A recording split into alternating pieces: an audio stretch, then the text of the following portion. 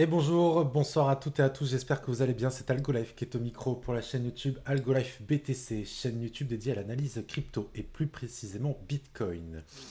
On se retrouve aujourd'hui pour la mise à jour hebdo, le point hebdo du marché du Bitcoin et de la crypto en parallèlement, puisque je ne pense pas vous l'apprendre, hein, si aujourd'hui Bitcoin monte, tout monte, si Bitcoin baisse, tout baisse. Bitcoin, je le considère comme étant l'indicateur de tendance numéro un du marché de la crypto, puisque c'est lui qui drive le marché en fonction de ses cycles. Par rapport à ces cycles, donc, nous sommes aujourd'hui dans une tendance baissière. Pardon, je viens de terminer de manger. Nous sommes donc dans une tendance baissière, ce qu'on appelle donc un bear market. Les bear markets de Bitcoin s'établissent en général sur un an. Nous venons de traverser le premier trimestre et nous venons donc de réaliser la deuxième jambe baissière et nous sommes en train de vivre la deuxième phase de latéralisation.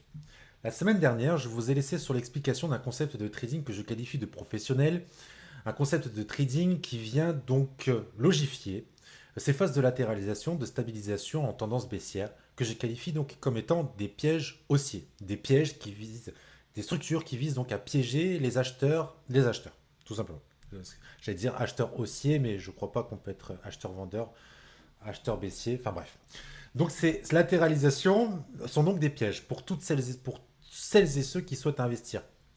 Le biais humain est naturellement haussier. Quand on s'intéresse à Bitcoin, c'est parce qu'on en a entendu parler. Ouais, il a fait plus 1000%, plus 100%, plus 15 000 euros. Peu importe.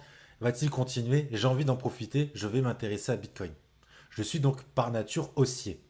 Je connais personne aujourd'hui qui s'intéresse à Bitcoin et qui est baissier sur le Bitcoin, sauf moi, parce que je connais la maîtrise, je connais les cycles, mais je pense que vous m'avez compris.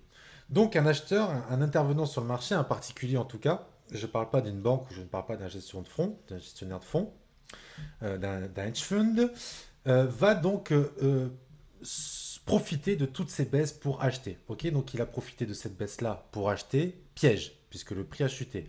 Il va donc aujourd'hui naturellement s'intéresser à cette structure-là pour donc de nouveau investir dedans, pensant que c'est probablement le bottom. Vous allez voir, on a tout plein de raisons de croire que c'est des bottoms, que c'est un bottom, sauf qu'en fait c'est un piège. Un piège, c'est là où donc je m'en suis laissé, ça où je vous ai laissé la semaine dernière.